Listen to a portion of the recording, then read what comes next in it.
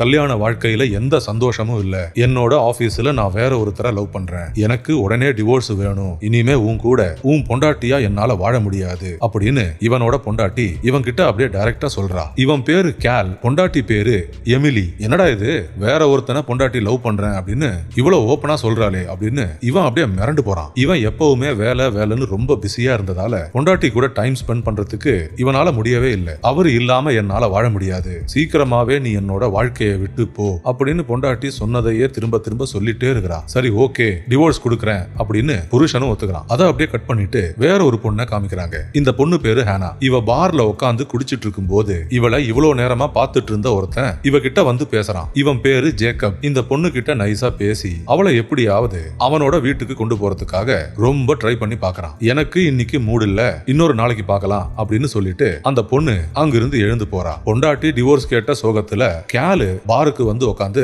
நல்லா சரக்கு அடிக்கிறான். அப்படி குடிச்சிட்டு இருக்கும் போது ஜேக்கப் அங்க உட்காந்து நிறைய பொண்ணுங்க கிட்ட பேசுறத கேலு பாக்குறான். கொடுத்து வச்சவன் நல்லா வாழுறான் அப்படின்னு கேலு யோசிக்கிறான். அந்த பார்ல நிறைய பொண்ணுங்க கிட்ட ஜேக்கப் தைரியமா போய் பேசுறத கேலு ஒண்ணு விடாம எல்லாத்தையும் பாக்குறான். முன்ன பின்ன தெரியாத பொண்ணுங்க கிட்ட இவனால எப்படி போய் இப்படி தைரியமா பேச முடியுது அப்படின்னு அதை பார்க்கும்போது கேலுக்கு ஒரே ஆச்சரியமா இருக்கு. அவனுக்கு இருக்கிற தைரியம் நமக்கும் இருந்தா எவ்வளவு சூப்பரா இருக்கும், நம்ம வாழ்க்கையும் ரொம்ப ஜாலியா இருக்குமே அப்படின்னு கேலு யோசிக்கிறான். கேலு அங்க உட்காந்துக்கிட்டு ஜேக்கபைய பாத்துக்கிட்டே இருக்கிறத கடைசியா ஜேக்கபும் பாக்குறான். இவன் எதுக்கு நம்மளையே பாத்துக்கிட்டே இருக்கிறான் அப்படின்னு தெரிஞ்சுக்கிறதுக்காக கேலை கூப்பிட்டு உட்கார வச்சு அவங்க கிட்ட பேசுறான். கேலோட பொண்டாட்டி அவனை ஏமாத்தின விஷயத்த ஜேக்கப் தெரிஞ்சுக்கிறான். எந்த பொண்ணுக்கும் பிடிக்காத மாதிரி நீ இருக்கிறதாலதான் உன் பொண்டாட்டி உன்னை விட்டுட்டு போயிட்டா அப்படின்னு ஜேக்கப் சொல்றான். நீ இப்படி இருந்தா உன்னை எந்த பொண்ணும் திரும்பியே பார்க்க மாட்டா, நீ கம்ப்ளீட்டா மாறணும் அப்படின்னு ஜேக்கப் சொல்ல அவன் சொல்ற எல்லாத்தையும் கேலும் உட்காந்துக்கிட்டு ரொம்ப இன்ட்ரெஸ்டா கேட்கறான். நீ கவலைப்படாத, எனக்கு தெரிஞ்ச எல்லா வித்தைகளையும் உனக்கு நான் சொல்லி கொடுக்குறேன் அப்படின்னு ஜேக்கப் சொல்றான். இதை கேட்டதும் கேலால நம்பவே முடியல. முன்ன பின்ன தெரியாத இவன் நமக்கு எதுக்கு ஹெல்ப் பண்றான், நம்ம கேட்காமலே எதுக்கு இந்த உதவியை செய்யறான் அப்படின்னு கேலுக்கு ஒண்ணுமே புரியல. இருந்தாலும் லைஃப்ல ரொம்ப சந்தோஷமா இருக்கிறதுக்காக அந்த வித்தைகளை கத்துக்கிறதுக்காக கேலும் சரின்னு ஒத்துக்கிறான். மறுநாள்ல இருந்து கேலோட ட்ரைனிங்க ஜேக்கப் ஆரம்பிக்கிறான். ஒரு பெரிய ஷாப்பிங் மாலுக்கு கொண்டு போய் பொண்ணுங்களுக்கு பிடிச்ச மாதிரி எப்படி ட்ரெஸ் பண்றது அப்படின்னு எல்லா டெக்னிக்கையும் கேலுக்கு ஒண்ணு விடாம ஜேக்கப் சொல்லி கொடுக்கறான். அந்த ஷாப்பிங் மால்ல ரொம்ப காஸ்ட்லியான ட்ரெஸ் எல்லாம் வாங்கி கேலுக்கு கொடுக்கறான். ஜேக்கப் தான் எல்லாத்தையும் செலக்ட் பண்ணுவான். செலக்ட் பண்ணிட்டு இதை எல்லாத்தையும் நீ வாங்கியே ஆகணும் அப்படின்னு கேலு கிட்ட சொல்ல அவன் வாங்குற ட்ரெஸ்ஸுக்கு எல்லாத்துக்குமே இவன் காசு கட்டி அவன் சொல்ற மாதிரி எல்லாத்தையுமே வாங்கிக்கிட்டே இருக்கிறான். அதுக்கப்புறம் ஒரு பியூட்டி பார்லருக்கு போய் புது ஹேர் ஸ்டைல், ஃபேஷியல், அது மாதிரி இன்னும் நிறைய விஷயங்களை செஞ்சு இப்போ இருக்கிற ட்ரெண்டுக்கு ஏத்த மாதிரி கேல ரொம்ப ஸ்டைலிஷா மாத்துறான். அதுக்கப்புறம் இவங்க தினமும் வர அந்த பாருக்கு வந்து அங்க உட்காந்துக்கிட்டு அங்க வர பொண்ணுங்க கிட்ட எப்படி தைரியமா போய் பேசுறது அப்படின்னு ஜேக்கப் கேலுக்கு எல்லாமே சொல்லி கொடுக்கறான்.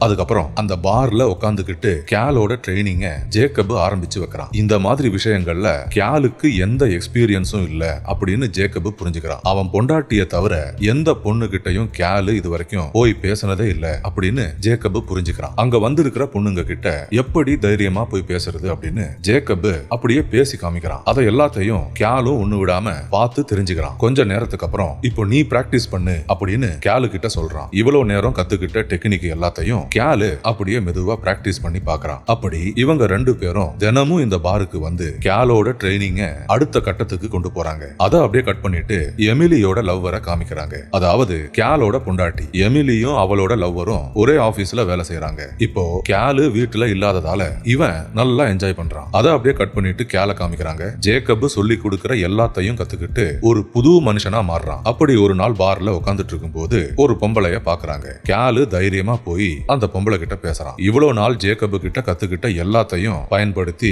நல்லா பேசுறான். இவன் அங்க உட்காந்து கான்பிடன்ஸா பேசுற எல்லாத்தையும் தூர உட்காந்துக்கிட்டு ஜேக்கபும் பாக்குறான். நம்ம கத்து கொடுத்த எல்லாத்தையும் நல்லா பயன்படுத்துறான் அப்படின்றத ஜேக்கப் கவனிக்கிறான். அந்த பொம்பளை கூட நல்லா ஃப்ரெண்ட் ஆகி கேலோட வீட்டுக்கு கொண்டு போறான். அவன் பொண்டாட்டிக்கு இது எல்லாமே தெரியாம இருக்கிறதுக்காக தனியா ஒரு அபார்ட்மெண்ட் எடுத்து அதுல தங்குறான். இப்போ கேலு ஒரு பழைய மனுஷனே கிடையாது. அவன் புதுசா கத்துக்கிட்ட அந்த டேலண்ட் எல்லாம் பயன்படுத்தி வாழ்க்கைய ரொம்ப சந்தோஷமா வாழுறான். உன்னாலதான் நான் ரொம்ப சந்தோஷமா இருக்கிறேன் அப்படின்னு ஜேக்கபுக்கு அவனோட நன்றிய சொல்றான். அதை அப்படியே கட் பண்ணிட்டு கேலோட பொண்டாட்டியோட வீட்டை காமிக்கிறாங்க. அதாவது எமிலியோட வீட்டை காமிக்கிறாங்க.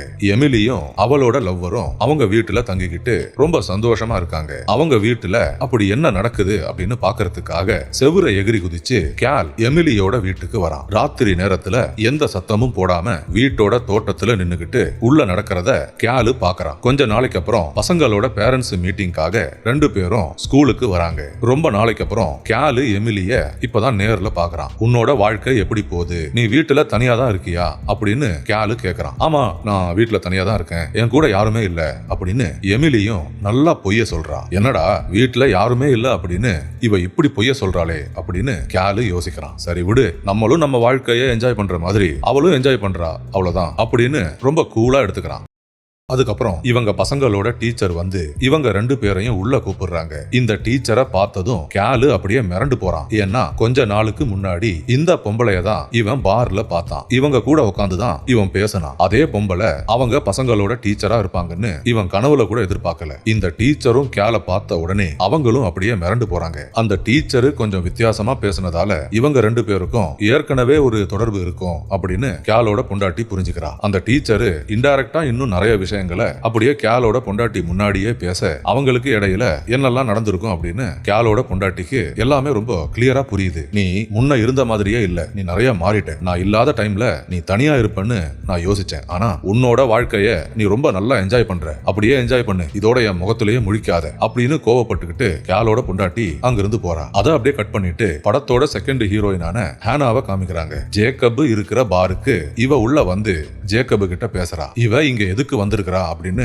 ஜேக்கப் புரிஞ்சுக்கிறான். கொஞ்ச நேரத்துல ரெண்டு பேரும் ஜேக்கப்போட வீட்டுக்கு வந்துடுறாங்க. மறுநாள் காலேஜ்ல இருக்கிற எக்ஸாமுக்காக ரெண்டு பேரும் நல்லா படிக்கிறாங்க. அதை அப்படியே கட் பண்ணிட்டு ஜேக்கப் வழக்கமா இருக்கிற அந்த பாரை காமிக்கிறாங்க. அங்க கேல் வந்து நின்னுகிட்டு ஜேக்கப்ப தேடுறான். ஆனா அவனால ஜேக்கப்ப கண்டுபிடிக்கவே முடியல. தினமும் இந்த பாருக்கு வந்து ஜேக்கப்ப தேடி பார்க்கறான். ஆனா அவனை கண்டுபிடிக்கவே முடியல. போன் பண்ணா கூட போனை எடுக்கவே மாட்டான். அவனோட வாய்ஸ் மெயிலுக்கு கேல் நிறைய மெசேஜ் அனுப்பிக்கிட்டே இருக்கிறான். ஆனா இவன் அனுப்புற எந்த வாய்ஸ் மெயிலுக்கும் ஜேக்கப் கிட்ட இருந்து எந்த ரிப்ளையும் இல்ல. அதை அப்படியே கட் பண்ணிட்டு எமிலியையும் அவளோட அந்த லவ்வரையும் காமிக்கிறாங்க. அவங்க ரெண்டு பேரும் அவங்க வாழ்க்கைய ரொம்ப சந்தோஷமா எந்த ஒரு தொந்தரவும் இல்லாம ரொம்ப ஜாலியா என்ஜாய் பண்றாங்க. இப்போ முழு நேரமும் எமிலியோட லவ்வரு எமிலியோட வீட்டிலேயே தங்குறான். அதெல்லாம் பாக்குறதுக்காக கேல் அவங்க வீட்டோட தோட்டத்துல வந்து நின்னுகிட்டு அங்க நடக்கிற எல்லாத்தையும் பாக்குறான். அவங்க சந்தோஷமா இருக்கிறத கேல் பாக்குறான். இதெல்லாம் பார்க்கும்போது கேலுக்கு என்ன பண்றதுன்னே தெரியல. என்னடா இது, நம்ம வாழ்க்கை நம்ம கொஞ்சம் கூட நினைச்சு பார்க்காத ரூட்ல அது பாட்டுக்கு போயிட்டே இருக்கு, இதெல்லாம் எங்க போய் முடியும் அப்படின்னு கேலுக்கு ஒண்ணுமே புரியல. இருந்தாலும் அங்க நின்னுகிட்டு எல்லாத்தையும் பாக்குறான்.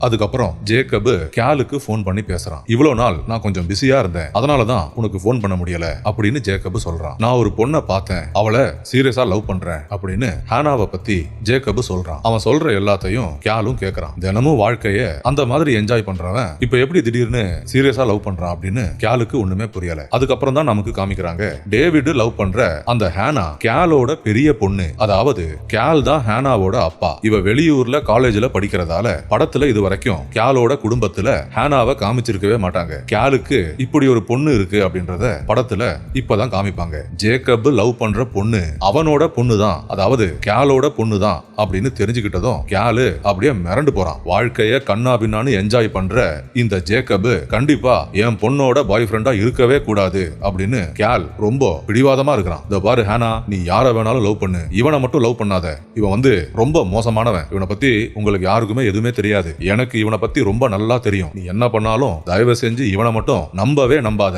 அப்படின்னு கேல் சொல்றத அவங்க குடும்பத்துல யாருமே நம்பவே மாட்டாங்க, யாருமே கேட்கவே மாட்டாங்க. அவங்க அப்பா எவ்வளவு சொல்லியும் ஹானா கேட்கவே இல்லை. எனக்கு ஜேக்கப் தான் முக்கியம், என் பாய் ஃப்ரெண்டு தான் முக்கியம் அப்படின்னு சொல்லிட்டு அவனை கூப்பிட்டுக்கிட்டு அப்படியே வீட்டை விட்டு போறா. அன்னைக்கு சாயந்தரம் கேல் பார்ல உட்காந்துட்டு இருக்கும் போது அங்க ஜேக்கப் வந்து அவங்க கிட்ட உட்காந்து பேசுறான். இதோ பாரு கேல், நான் முன்ன இருந்த மாதிரியே இல்ல, இப்போ நான் ரொம்ப மாறிட்டேன், அந்த மாதிரி கண்ணா பின்னான்னு இப்போ வாழ்க்கையை என்ஜாய் பண்றதெல்லாம் நான் விட்டுட்டேன். இப்போ ஹேனாவை நான் உண்மையா லவ் பண்றேன், ரொம்ப சீரியஸா அவளை காதலிக்கிறேன், நாங்க 2 பேரும் கல்யாணம் பண்ணிக்க போறோம். ஆனா அது எல்லாமே உன்னோட பர்மிஷனோட தான் நாங்க செஞ்சுக்க ரொம்ப ஆசைப்படுறோம். நீ இல்லன்னு சொன்னாலும் நாங்க 2 பேரும் ஒன்னாதான் வாழ போறோம். அதுல எந்த மாற்றமும் இல்ல. இருந்தாலும் நீயும் எங்க கல்யாணத்துல கலந்துகிட்டு ரொம்ப சந்தோஷமா ரொம்ப பாசிட்டிவா இது நடந்ததுன்னா அது எங்களுக்கு ரொம்ப சந்தோஷமா இருக்கும். பழசுல இது வரைக்கும் நடந்தது எல்லாத்தையுமே மறந்துரு. நம்ம 2 பேரும் பார்ல சந்திச்சது, நான் உனக்கு சொல்லி கொடுத்த வித்தைகள், நம்ம அப்ப எப்படி இருந்தோம், அது மாதிரி நிறைய விஷயங்களை நீ மறந்துதான் ஆகணும். இப்ப நான் ஒரு புது மனுஷன், ஹேனாவை நான் சீரியஸா லவ் பண்றேன், நீ இதை நம்பு அப்படின்னு